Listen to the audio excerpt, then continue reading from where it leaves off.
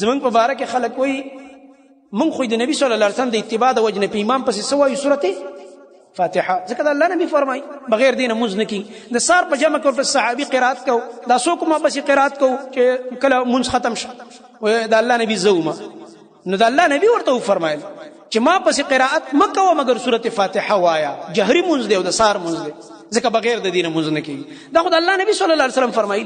د حدیث د وجې نه مونږ سورت فاتحه امام پسې وایو، نو په مونږ باندې آیت فټ کړي. ته به دا آیت نن په ده نازل دی، دا آیت چې په چا نازل و؟ محمد رسول الله صلی الله علیه وسلم هغه د دې جواز ذکر کړی و، هغه فرمایلی دي چې امام پسې سورت فاتحه وایه، هغه دا فرمایلی. نو مونږ ته څه وایي؟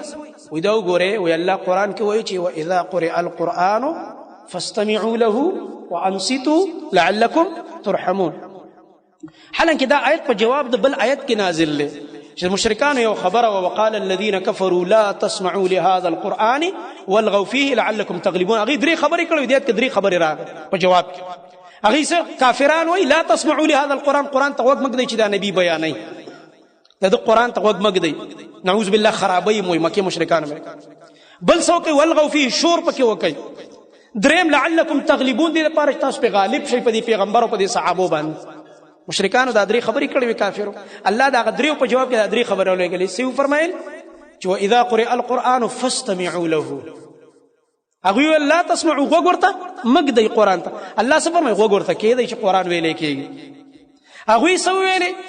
والغوا فيه شور پکې کوئ. دلته الله فرمایي وانصتوا، شور مه کوئ، خاموش شئ، خاموشي وکړئ. هغوی لعلکم تغلبون، غالب بشئ. الله فرمایي لعلکم ترحمون، زما رحم به در باندې وشي که قرآن ته غوږ کېښود. نو موږ الحمدلله په دې ایتم عمل کوو، قرآن ته غوږ هم ږدو، خاموش هم یو، څه د امام سره چغې نه وو چې امام وایي الحمدلله رب العالمین او موږ هم ورسره وایو الحمدلله رب العالمین. داسې موږ کله کړي په زړه کې لګیا یو که نه؟ او دا چې موږ زړه کې وایو دا زما خبره نه ده، دا ابو هریره رضی الله عنه فرمایلی دي، حدیث د صحیح مسلم کې راغلی دی. خپل شاګرد ته وایي، هغه ورته وایي انا نکون وراء الامام. ابو هریره صاحب منګه خو امام پسې چې ولاړ یو بیا به سورت فاتحه څنګه وایو؟ هغه ورته څه فرمایي ابو هریره رضی الله عنه؟ فتوا دا ده وایي اقرأ بها فی نفسک یا فارسیو، ځکه هغه فارسي خوانو د فارس علاقې چې فتح شو هغه مسلمانانو کې بیا ډېر ګڼ مسلمانانو، هغه د شاګردان وایي فارسي په زړه کې وایه که نه؟ زړه کې ورپسې پټ پټ وایه، امام پسې سورت فاتحه وایه، ځکه بغیر د دینه مونځ نه کېږي. صحابي مونږ ته طریقه راښودلې ده په حدیث کې. الحمدلله صحابو په دې چې کوم عمل کړی هغه موجود دی، منقول دی. یو خو ضد دی او عناد دی او فرقه پرستی ده او مسلک پرستی، خو جدا خبرې دي. او یو بل ته دا چیلنجونه دي را میدان ته شو، میدان ته شو، مناظره کوو. ده په دې مناظرو باندې چې که د چا سره دلایل نه وي هغه د هغې نه زیاتې چغې وي دا بل نه وي ما وګټله. په دې مناظرو باندې کار نه کېږي، کار د الله په یره کېږي. والله چې ستا زړه کې تقوا وي او د الله یره ځان دې دلایلو ته په عدل متوجه که بیا به درته پته ولګي چې دا زه کوم کار کوم دا سم کوم او که وران کوم، بیا به درته پته ولګي. ما دا خبر اصل کې کوله. مونږ ته وایي قرآن ته غوږ نږدې. ګورې دا حدیث دا وهابیان وایي قرآن ته غوږ نږدې، دلته امام قرائت کوي او دلته ورپسې دی څه وایي؟ نو زما خو سورت فاتحه نه برداشت کوي او ما ته نبي اجازت را کړی دی سره د دې. او بل طرف ته دلته سار جمع ولاړی، دلته سار جمع ولاړی، قرآن پکې ویلی کېږي که نه؟ او مقتدي ته وایي خیر دی هغه ځای کې ودرېږه 2 رکعاته کوه، وایي که نه وایي؟ پته راته شته که نشته؟ عجیبه ده.